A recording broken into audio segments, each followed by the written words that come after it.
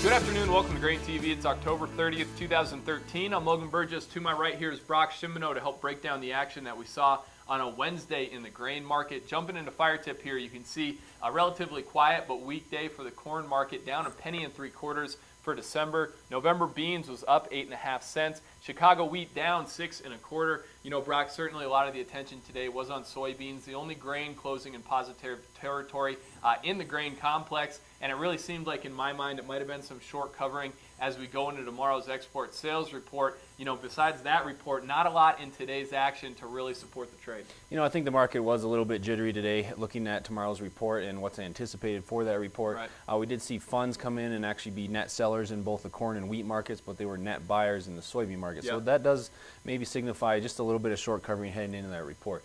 Take a look at what the analysts are actually expecting for tomorrow's report. Now, keep in mind this is going to be for the weeks ending October 10th, October 17th, and then the most recent week, October 24th. So these are combined totals for those 3 weeks. For corn, we're looking at about 1.9 million metric tons to 2.5 million metric tons. Soybeans, analysts are expecting about 2.4 to 3 million metric tons.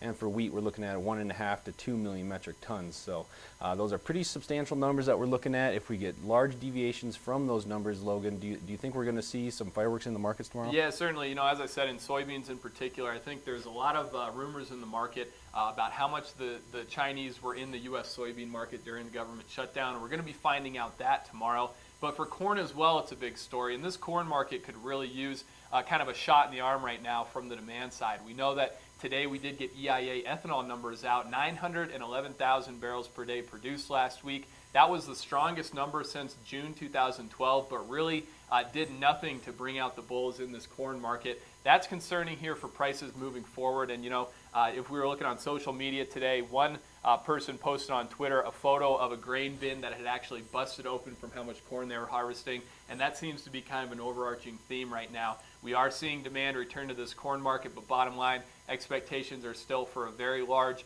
overall production as we move into winter. You know, let's not forget about wheat either. We've seen that tail off here the last few days. Yep. We're actually getting down towards an area of some support that we should see right around that 675 area.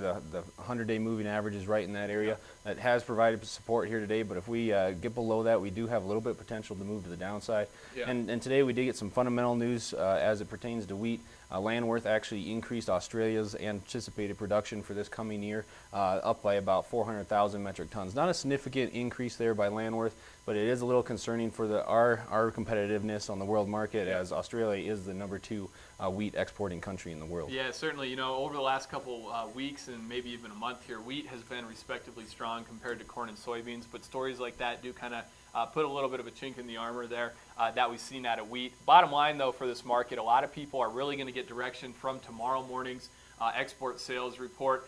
We'll be tweeting about it on Twitter as those numbers come out. At GrainTV is where you can find us over there. Friday, relatively quiet day for the grains typically, but we are going to be having some private analyst numbers out from Informa, basically detailing production here. So in an environment where we haven't gotten a USDA report in a long time, certainly the trade's going to be watching that closely. Those are two things here to watch as we move through the week. We'll help keep you posted on that here on GrainTV.